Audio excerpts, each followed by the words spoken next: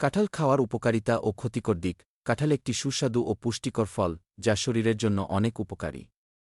তবে অতিরিক্ত খেলে কিছু পার্শ্বপ্রতিক্রিয়াও হতে পারে। নিচে কাঁঠাল খাওয়ার ভালো ও খারাপ দিকগুলো তুলে ধরা হল। কাঁঠাল খাওয়ার উপকারিতা। ১. শক্তি বাড়ায়। কাঁঠালে প্রচুর পরিমাণে কার্বোহাইড্রেট ও প্রাকৃতিক চিনি থাকে, যা শরীরকে দ্রুত শক্তি যোগায় এবং ক্লান্তি দূর করতে সাহায্য করে। ২.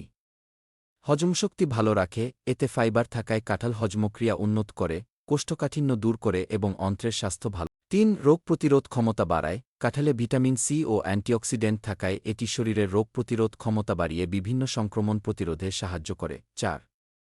হার্টের জন্য উপকারী। এতে থাকা পটাশিয়াম উচ্চ রক্তচাপ নিয়ন্ত্রণে রাখে, কোলেস্টেরলের মাত্রা কমায় এবং হৃদযন্ত্রকে সুস্থ রাখে। ৫.